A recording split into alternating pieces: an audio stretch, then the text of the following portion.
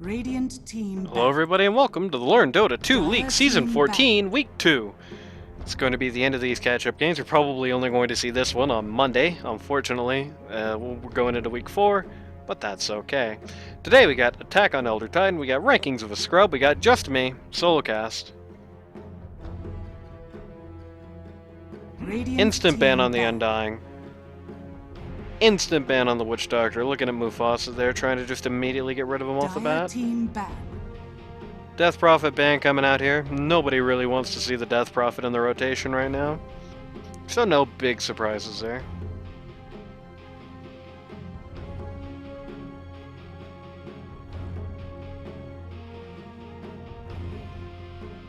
Seconds remaining. Attack on Elder Titan. So far this season has not had a single game where they have actually had every single member of their party together. They've missed Mr. Fichet on 2 different occasions, they've missed Iceman on 1, and they are going to be short on Mufasa in Week 4, which is probably already come and gone by the time you see this video.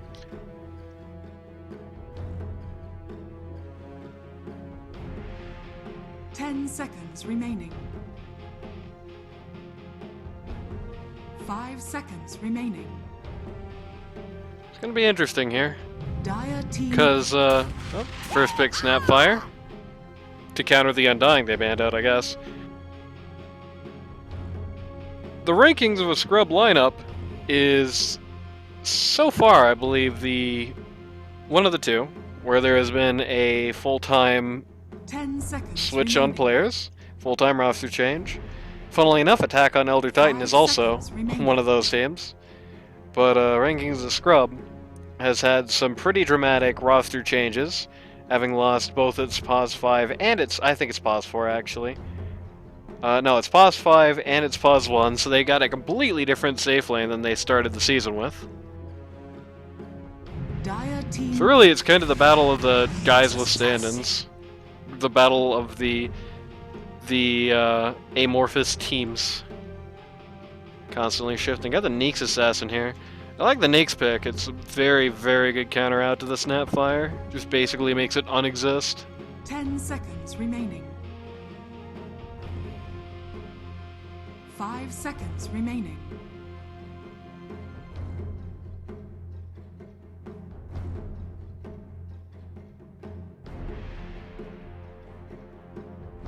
Immediately dipping into some reserve time here. This is an interesting pick to go into the reserve time for. You don't see that too often.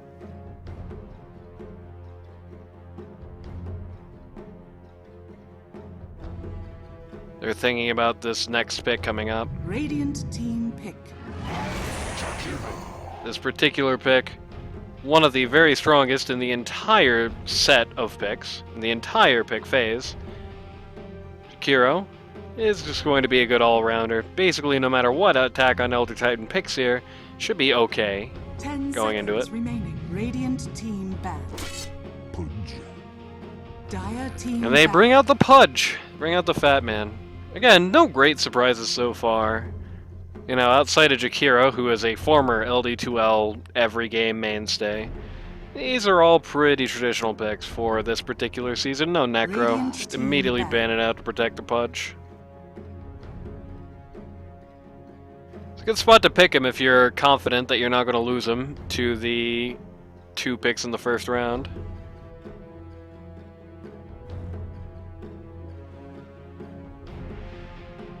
Seconds remaining. Rankings of a Scrub immediately setting their 5 sights on the seconds Iceman, remaining. making absolute sure that this guy is not going to be able to participate to the degree he wants to this game. Which against a team like Attack on Elder Titan, especially a team like Attack on Elder Titan who has, between Week 1 and this game, changed out their entire offlane, which is the lane they were kind of banking on as a Dire team, mind you. back. Probably not the worst strategy in the world. Ban on Slark.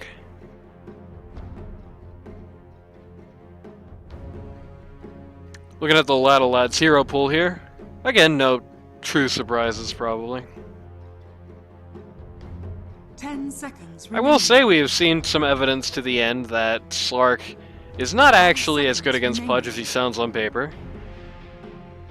When Pudge gets set Ags, he can easily, especially earlier on in the game, put Slark in a position where he's actually going to be losing more in his ult than he's regenerating.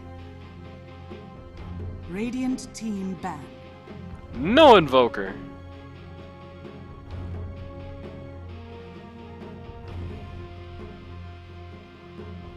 It would be a real surprise to say that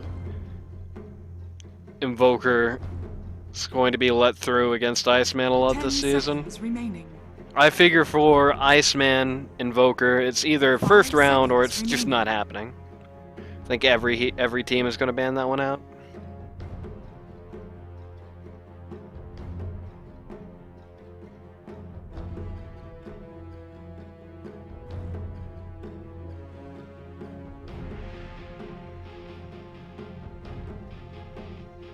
Dire team ban.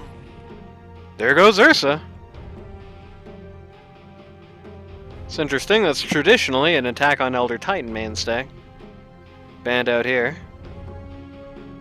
I can kind of see it, but you know, not the best hero in the world for Ursa to deal with.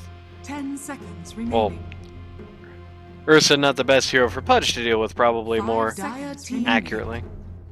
That's 3 bans right out there for Iceman, literally his 3 most played heroes. Just getting banned out there by PPM. He's looking as much as possible to secure his own lane, which is a very major part of the rankings of a scrub strategy. 10 seconds remaining. 5 seconds remaining.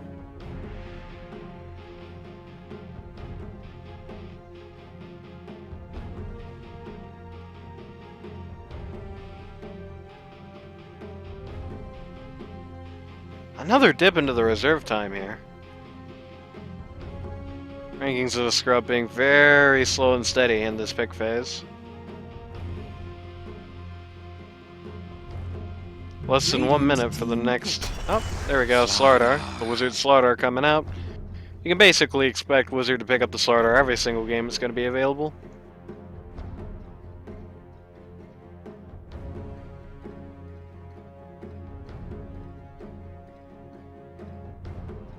Seconds remaining. 5 seconds remaining.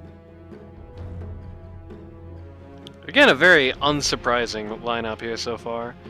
I will say, I don't know how much of a fan I am of the Neek Slardar lane. I feel like it does get a little bit redundant, though. Once the 2 hit level 6, can be a very good kill. If Neeks hits level 6 at around the same time Slardar does, Slardar can use the ult, and the Neeks ult in kind can just basically shred somebody out of existence.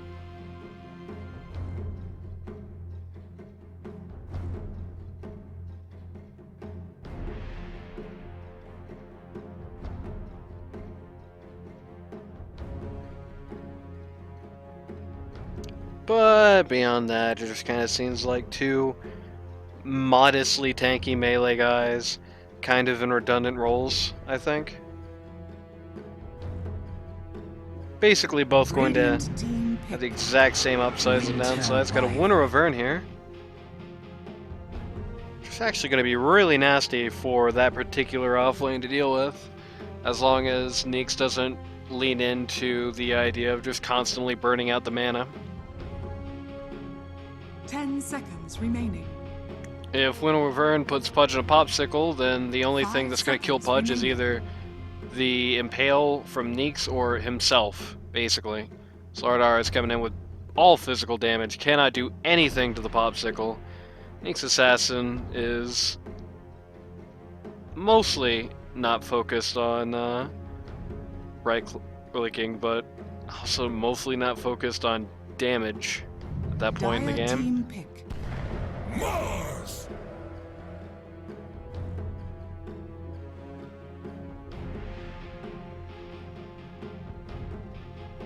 You've got both Mars and Winter of Vern here on the same lineup. You can definitely tell on one hand why these guys are picked, 10 seconds remaining. but it's a little redundant. It's basically just You know, 5 using seconds Widow of Vern remaining. to sweeten up an ult that is itself sweetening up an ult, basically. You know, in this particular game, Winter's Curse is not really, at least so far, not really been picked to do anything on its own devices. It's just simply a way to try and get enemies to group up for an arena to happen when it ends.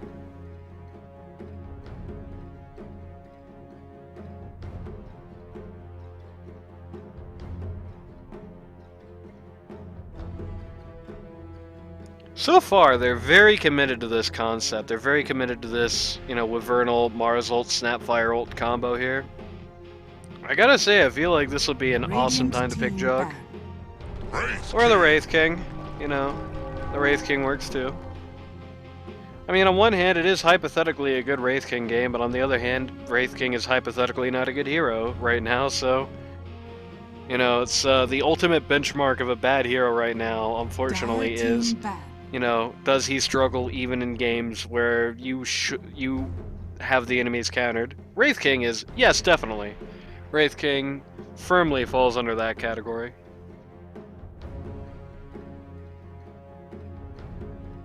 No Shadow Fiend. 10 seconds remaining. Not even a little bit. Radiant team ban.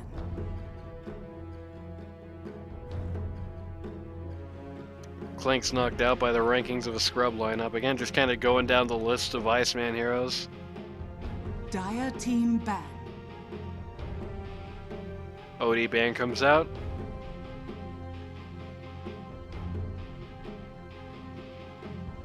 Yeah, this definitely would be a good OD ban. I cannot argue with Iceman on that one. 10 seconds remaining. Radiant team pick. No Dietzel. That's interesting. Thinking maybe it's a Pudge bin, perhaps.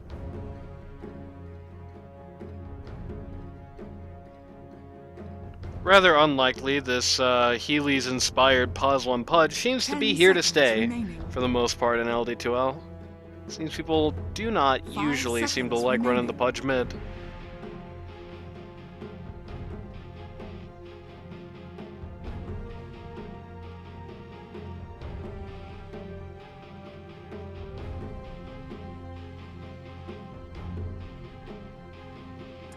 Both teams, very low amount of reserve time for this last pick. They do not get the traditional Dire team pick. load of time to think about it. They decide to go with a Kunkka here. Just another thing to throw into the arena, basically. This team so far really is just Pudge and the 4 arena guys. They're really strongly 10 building around that seconds 45% victory rate hero, I gotta say. 5 seconds remaining.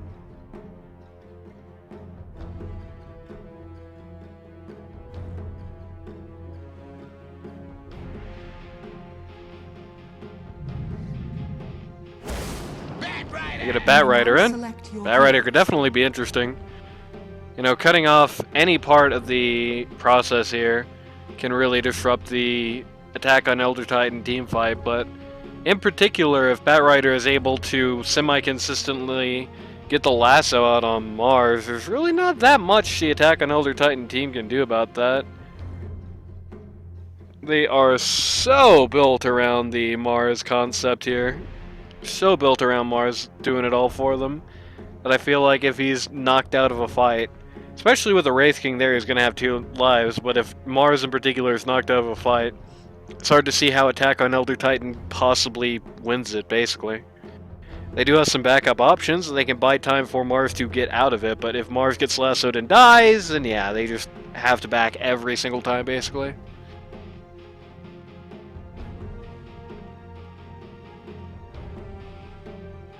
And to Rankings of Scrub's credit, it's not really the case for anybody on their team.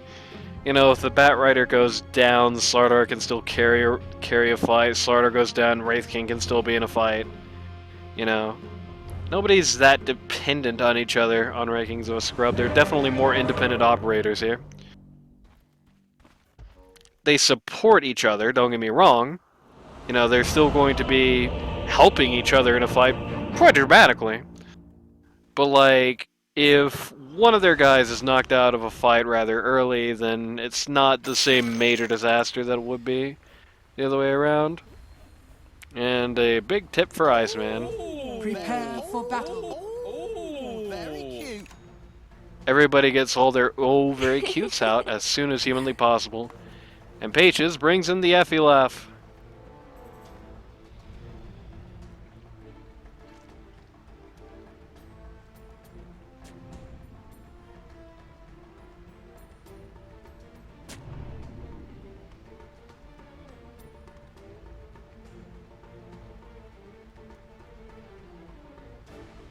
It's an interesting observation about the Iceman lineup is that Iceman is very rarely a captain who likes to go for the surprise factor, it seems.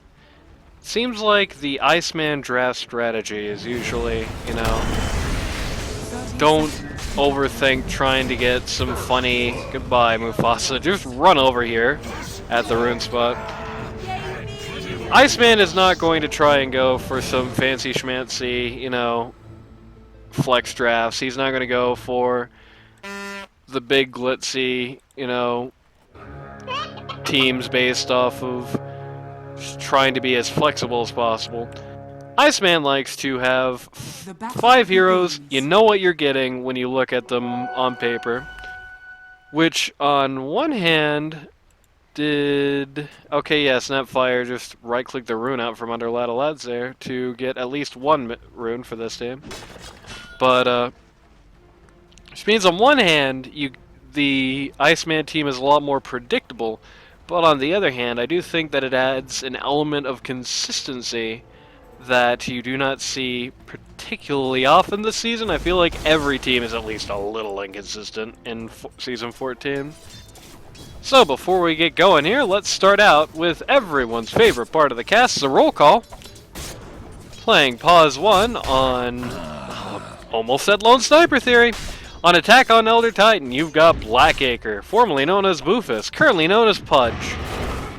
Pause 2, you've got Team Captain Iceman on the Kunkka. Pause 3, this is not it. Pause 3, you've got Trisoft standing in for Mr. Fishay on the Mars.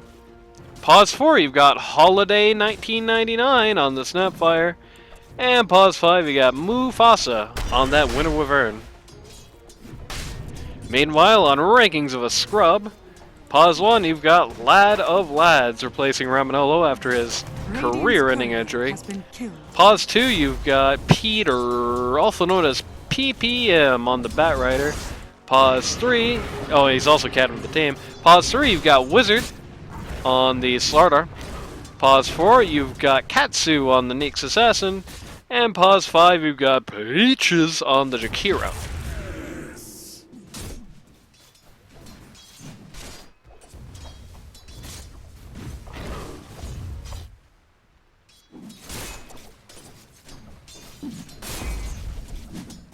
So far, lanes seem to be predominantly even. No surprise there, it's just 2 minutes, but everyone's kind of starting off, it seems like, fairly equivalently to each other.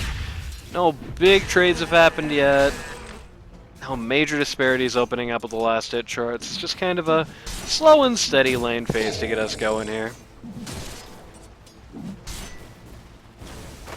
Trisoft is going to go a bit low here, but he has plenty of regen. He's going to be okay in the long run. Batrider is starting to pepper the Kunkka here a little bit. Kunkka's sitting on just above half HP, though he's also sitting on a full magic wand. On one hand, it does mean that Kunkka is certainly not going to die here, but he is going to be clearly, clearly supplies are going to be a very big deal in this lane. Clearly, his bottle timing is going to mean a lot here. You know, Magic Wand is great, but it's not something that you can stake your life on. Well, it is something you can stake your life on, but it's not something you can stake your lane on. I guess maybe is a better way to put it.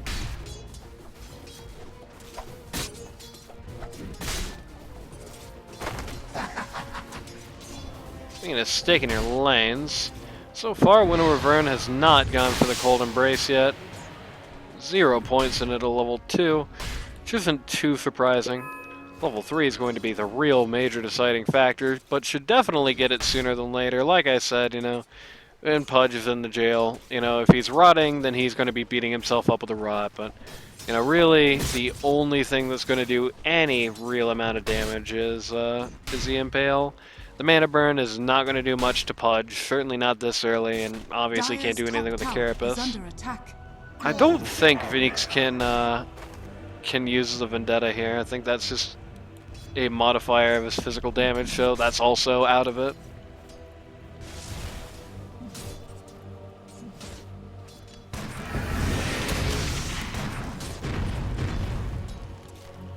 Exchanges happening with the supports here in top lane. Exchanges happening with the supports here in bottom lane. All over the place, everybody's having exchanges. Just a fun way to live your life right now, I guess.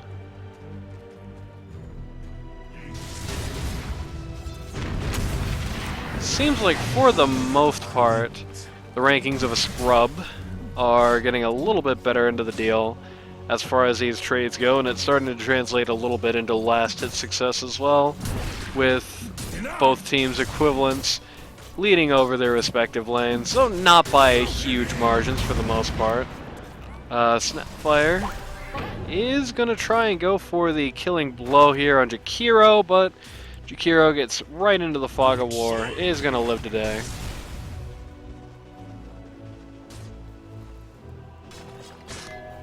Chewing on a tango, hoping to go another round.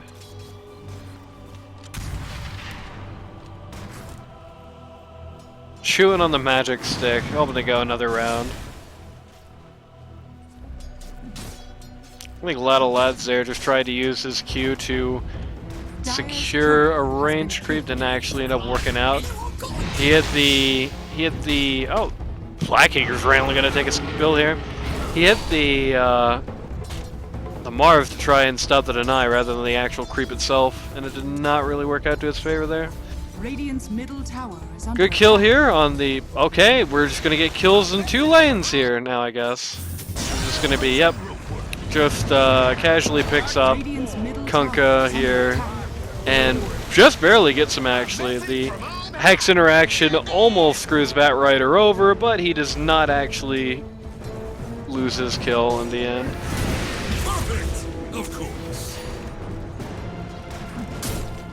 Once again, Paige is very low. Definitely needs to be positioning a little more defensively than that. That was a little spooky the way she turned around there. Good couple of minutes here for the Dire. Again, certainly, I just got to reiterate, this is definitely a lane where this Cold Embrace is going to do a lot. Cold Embrace here means there is really not any way that these two in lane are going to get the kill, but I don't think there's much that's going to be stopping the Batrider with a haste rune, unfortunately, for this lineup. Pudge immediately gets run over. All the Firefly in the world just dumped directly on top of his head.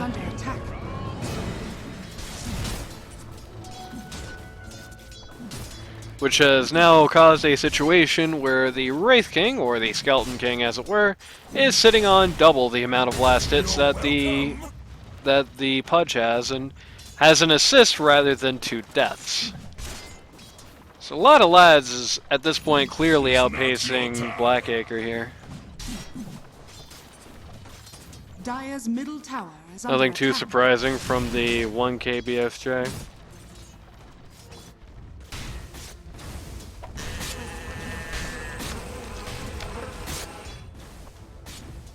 Sardar has hit level 6. Catsy's still quite a bit behind.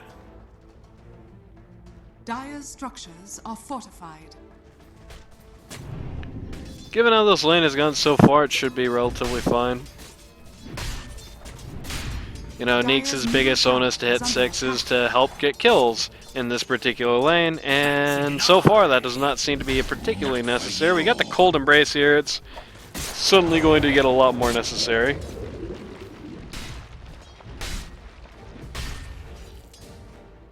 Sardar currently at the top of the charts for last hits, followed very closely by Mars.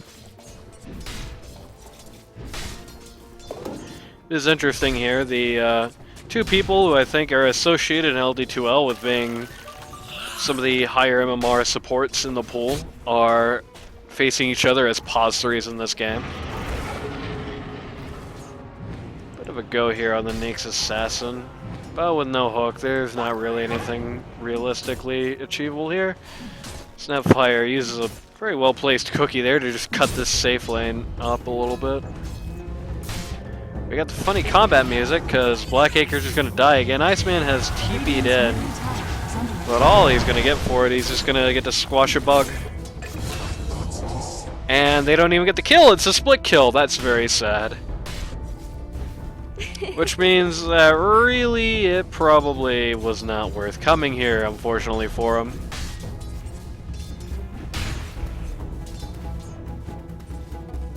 Batrider's just going to get an entire wave for free. Well, he's not if he misses some of the last hits, but you know, in theory he got an entire wave for free. Dire's courier has been killed. Oh, Skeleton King's courier. That's so messed up. Thank you. Skeleton King is starting to fall down this last hit chart a bit at this point, though notably he's not really doing any worse than Pudge. He's still over 10 last hits up compared to him. Dire's middle tower is under attack. One notable thing though is that the last hit count between the two mid laners has equalized. Though the kill count has not 3-0-1 on the Batrider, means that even if he is a couple of last hits down compared to where the Kunkka is, he's probably in a better position net worth-wise. Okay. Tower is under attack. Wizard is just randomly going to eat the Winter Wyvern at bot lane, alright. Dire's courier has been killed. Take a look at this net worth chart, and yep, as predicted, Batrider is actually leading up on the Kunkka here. Even though Kunkka has more last hits, Batrider currently ahead for the actual amount of money. And notably about half a level ahead on XP as well. So Batrider still enjoying a lead here. Not as big as the lead he had, but still a lead, regardless. And notably, when you look at this net worth chart, oh, okay, goodbye Kunkka. Oh, Kunkka just accidentally liberated Batrider from the arena. That's a little sad. Radiant's bottom tower has fallen. But either way, notably, even though the last hit count between Pudge and Wraith King was somewhat close, the net worth chart is not, with Skeleton King sitting on about a grand higher than Pudge. Lane phase is starting to wane now, and you can see that Batrider is going to randomly die. Let's take a look at this happening. Batrider getting very ambitious, chasing very deep to try and kill Drysoft. He actually does get him, but he does not get him before he goes down. There is one piece of good news. There is the fact that Batrider died to another split kill, whereas he actually formally got the kill on Mars. He calls it lame. You're the one who dove at like 20% HP, my man. Dire's middle tower is under attack. Still, every core on the Dire is sitting at about a grand over their Radiant counterpart, except for Floridar, who's sitting up at about 2k over Mars. Pudge at this point is having to farm creeps all the way back at the T2. Feels like this is a very hostile environment for him to be in. And unfortunately for him, the Vanguard's not going to help too much. Floridar's still just going to pound right through that with his ult.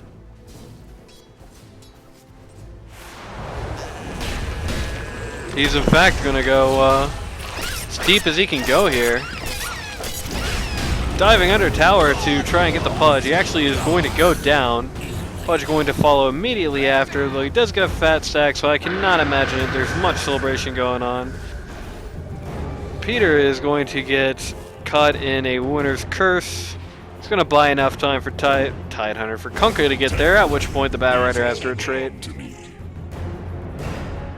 Unique success, and by the way, just denied himself on neutrals there.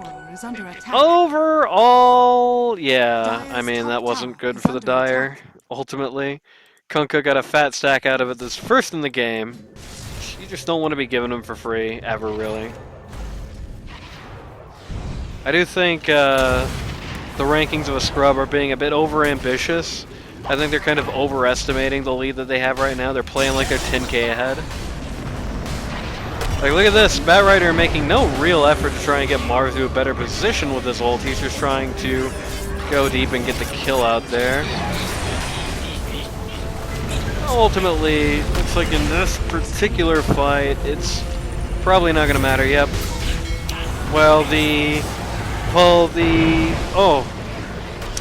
Oh, that was a really good ice path on Patriots' part.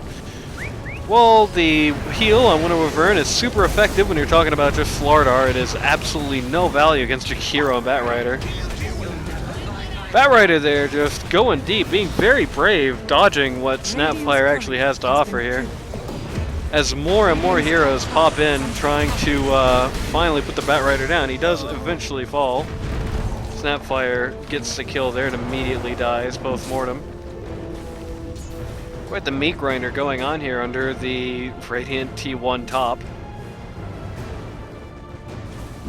Meanwhile, the Skeleton King occupying mid lane, just trying to get as many easy last hits, as much damage on the tower as he can get. Though he's not gonna like what he's gonna get for himself here. Interestingly, they're gonna go Brave here, which tells me, yep, Lad's actually leveled the Reincarnate early. So I'm gonna actually get anything done on this little journey to mid, though he is going to survive that at the cost of his ungodly long level 1 Reincarnation cooldown. Batrider circles his jungle, just in case you forgot where it was.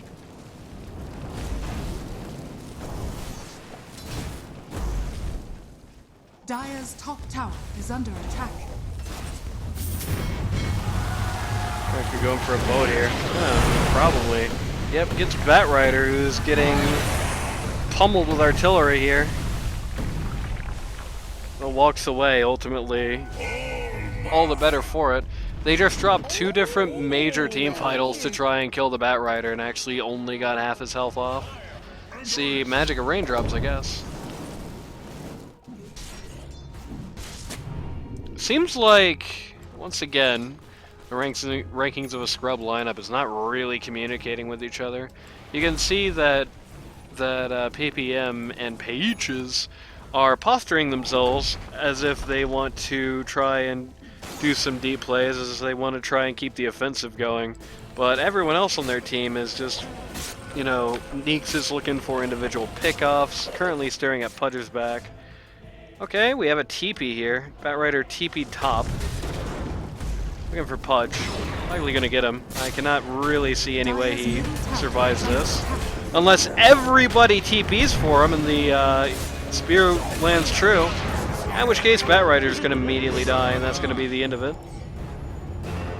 Okay, they're good good rotations on the Iceman team. Doing everything they can to keep the Pudge alive there, and not only do they... Okay, he didn't actually get a fat stack off that because he didn't do any damage. That's sad. Dire's top tower. I was gonna say, they get rewarded for it. They get no reward. They don't even get to take out the mid T1. It gets denied by Jakiro. Radiant's bottom tower is under attack.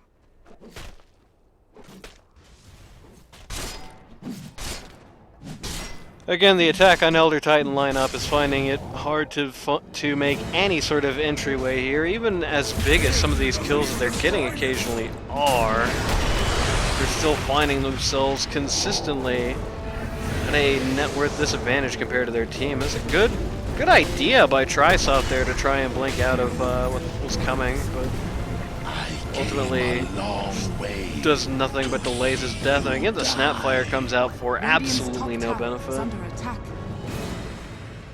Heeks Assassin wants to go round 2 with Pudge.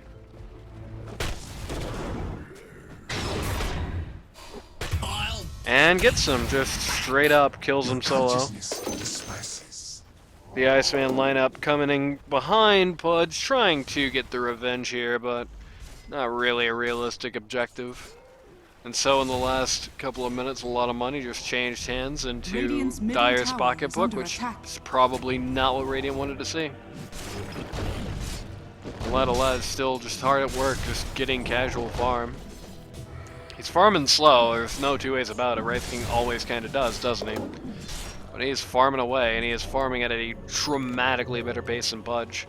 And it's sort of a lose-lose here for Pudge, as not only is Wraith King going to be able to use the money better, but even if they're at the same, net worth, Wraith King's going to be able to establish and keep a lead for quite a long time. Winner's Curse here on the Nyx Assassin, basically alone. Slardar beats him up, and that's all he's doing. Kind of a mistiming there on the Slardar stun is going to mean that Iceman could get away for this? No. Iceman is going to go down here. Wizard comes back into the fight to beat up poor Snapfire a little bit. That seemed like an insanely good team fight for the Radiant to take there. Seemed like they had everything under control, and they had that Winter Reverse ult, they had the Mars ult, everything came out, but ultimately it all just kind of falls apart. Speaking of falling apart, Winter Reverse fell apart at the hands of Slardar here. Just another kill, Wizard just bullying the hell out of these supports. No surprise, as he's currently about 3 times either their worth.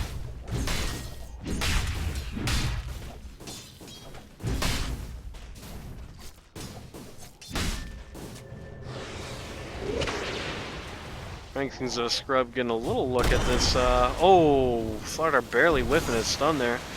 Rankings of Scrub getting a look at this T2 bot, but without getting anybody, it's going to be quite the hard challenge. Slardar taking out a stacked camp here. Dire's top tower is under attack. Batrider's going to call lame. Yeah, Slardar just gets to eat an entire camp for free.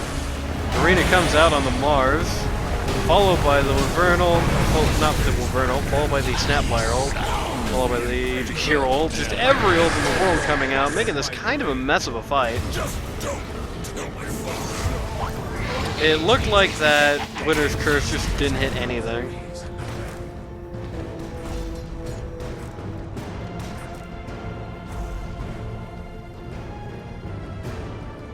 That was another just unimaginably bad team fight for Rankings of a Scrub to take, and they still come out, you know, they lost some money there, but, you know, since Iceman's spill, most of it went to a support. That's all they lost out of that fight, really. And again, Wraith King, just as casual as can be, just farming his little heart out to his heart's content. Pudge absolutely cannot be in that same window this game. He's very trapped. You know, every time Pudge is in a round of fight, they just lose it horrifically. But every time he takes a fight, he doesn't necessarily get anything out of it, and he's missing a lot of time to get money. We see you. A team that cannot consistently win early fights, I don't know, it just feels a little ill-advised to put the Pudge on top of that. On pause 1 there. Iceman's gonna just hit Wizard and run away. Meanwhile, again, Blackacre up at top, getting bullied. This time the support line is here to make the save. The Nyx can't actually really kill Pudge very realistically. As a result, has to get a Dagon. And is, for the record. That isn't me just saying he needs a Dagon. That was him saying he needs a Dagon, so don't look at me.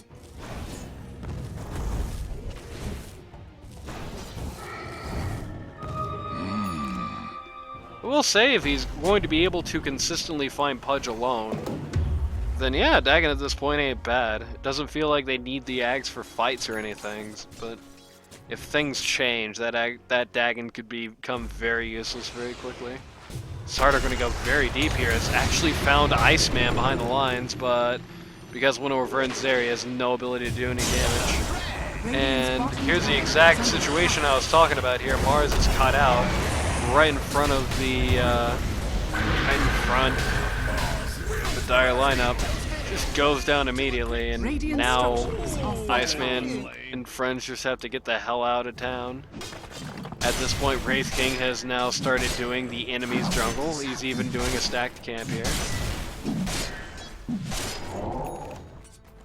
He's even stacking the camp further for them. Which may have actually been a mistake, because now Pudge is going to get to do a stacked camp.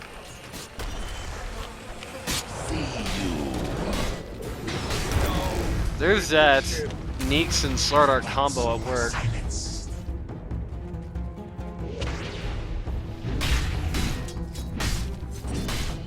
Just immediately picking off the Kunkka there. He had no hope in hell. And that's just further setting back the bottom net, or the top net worth on this team. The only real hope it feels like these guys have at the moment.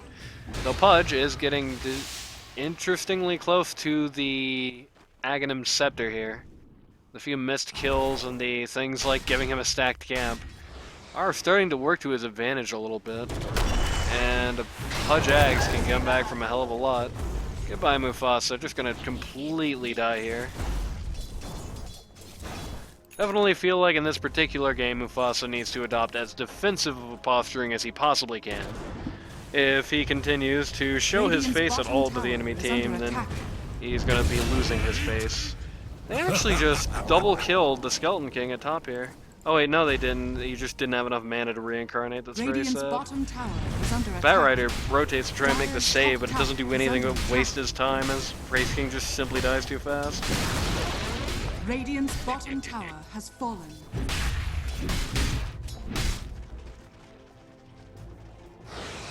Certainly a wake-up call for the Wraith King that he cannot live life having less than enough mana to actually reincarnate.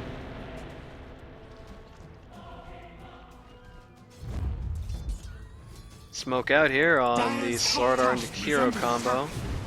We're gonna look at Kunkka. The arena comes out from Mars, but it really doesn't mean much. The hook from Pudge actually ends up, funnily enough, meaning a hell of a lot more. That was not a great target for the Batrider roll. The Mars arena has already been used.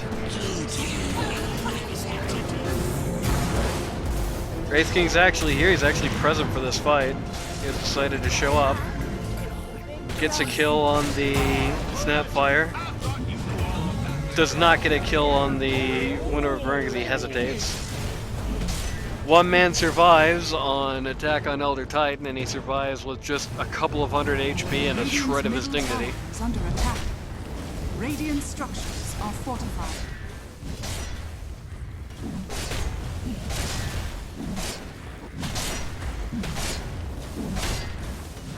Really, at this point, it feels like the only possible way that attack on Elder Titan can win this game is just to be an impossibly oppressive force towards Wraith King in particular, and just hope to Jesus that Pudge can outscale the Batrider. And I think given enough time he can. He's got his Zags now, which is good. I shouldn't have executed the blacksmiths.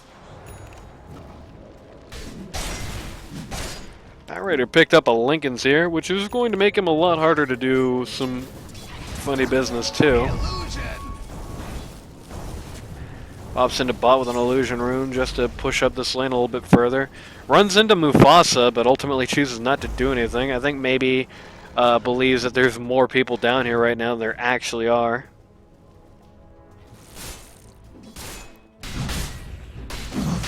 Wizard is just going to, as casually as a man can, walk right into Roche.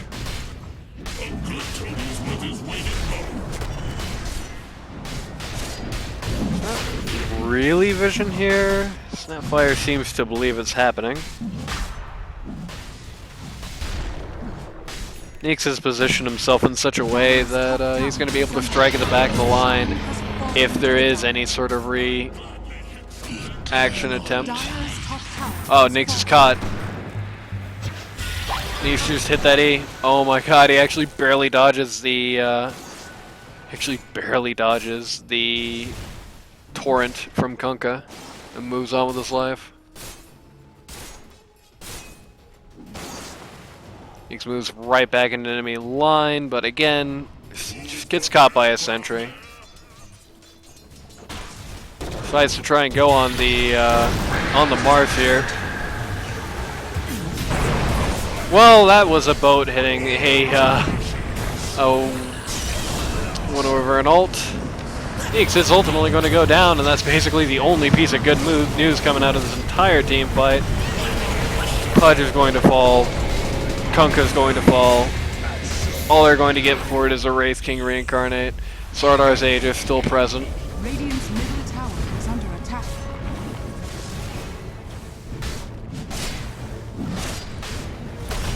And Wizard just gonna blink behind tower to just eat the Snapfire.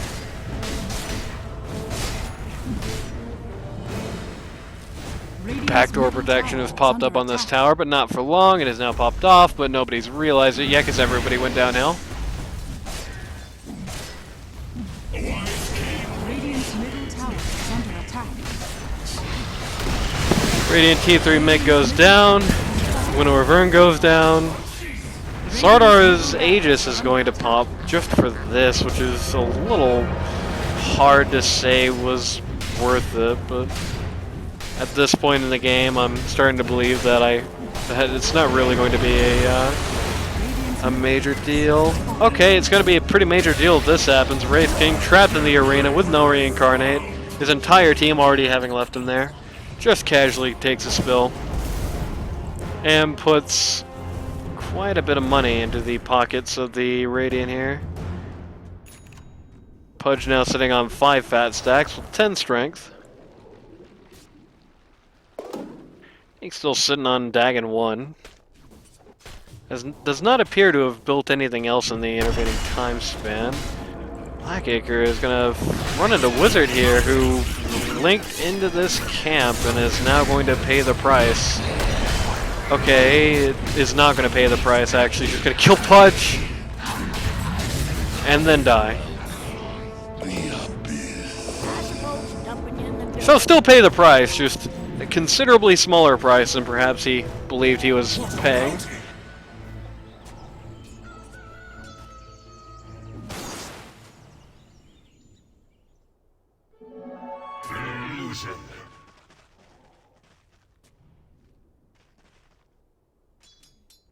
Batrider is buying all kinds of boosters. Man wants a Lotus and an Octarine Core and a Bloodstone. I mean, he wants it all. Wants the world.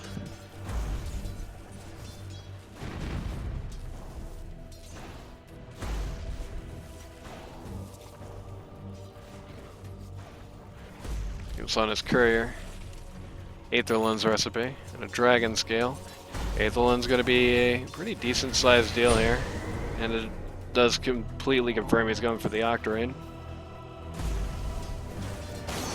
Kunkka almost seems like he's daring the Batrider to just lasso him here. Batrider ultimately does not go for it.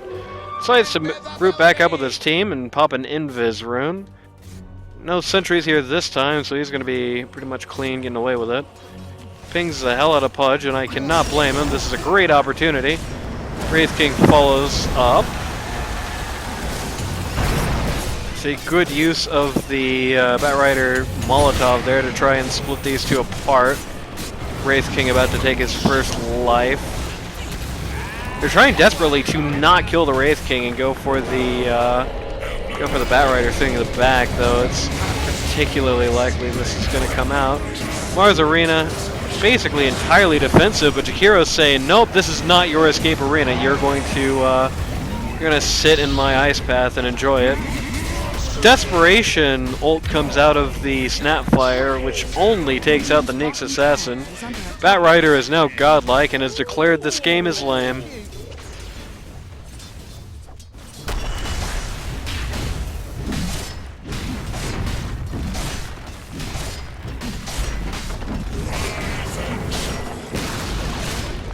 Radiant's bottom barracks are under attack. Another set of racks going down at the bot lane. And rankings of a scrub starting to posture on the T4 towers. Pudge took one step outside his spawn, that's all it took to kill him. Boat comes out on Kunkka's part and gets absolutely nothing done. as the rankings of the scrub team think about hitting the T3 top, then realize they can't do that.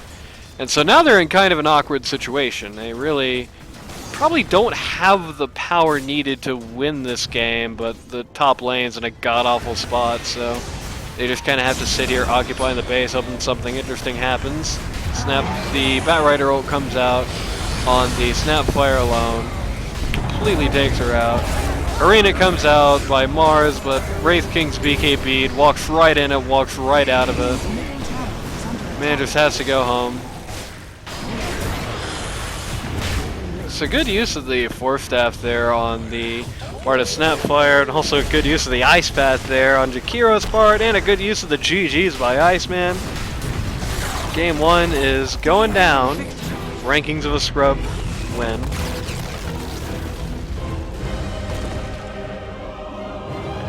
And Pudge is smacking himself in the rear end with this little pin forever.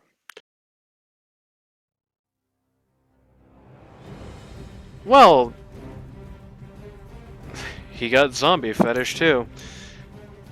That's symbiosis in this post-game chat that I'm in, not me saying that. Well, this was a perfect display of when the pause one Pudge strategy doesn't work at all, basically. I'm sure Blackacre is a decent Pudge. I'm sure on a good day he can put on a hell of a performance, but all of these lanes just collapsed way too hard, way too quickly. I think Wyvern needed to take the lane way more defensively and just ultimately didn't. Like, you know, if Wyvern got Izzy at level 2 and leaned into it as he leveled up, sure, the outgoing damage would have been far less, but it also would have been virtually impossible for Slardar Neeks to actually get a kill on Pudge if he was positioning himself the right way. Building an entire team around Mars right now, just to be blunt, it's not a good idea. He sucks. He's a bad hero. Don't do that. But in this game, they gave it an admirable effort. It's just by the time they started getting in multiple fights, Ranking of a Scrub was so ahead that, you know, the Wraith King and the Batrider felt like they already had BKBs by the time the arena started becoming really important, so the only real obstacle was the Wyvern ult. They realized it, they capitalized on it, had a few Wyvern ults, by the way, that were more harm done than good, for that matter. So, to say the least, AOET, draft strategy here, really let them down. Just gave them a game where they just kind of lost all 3 of their lanes and just had no possible recourse if that particular thing happened based on their team comp. So, let's see what happens next time.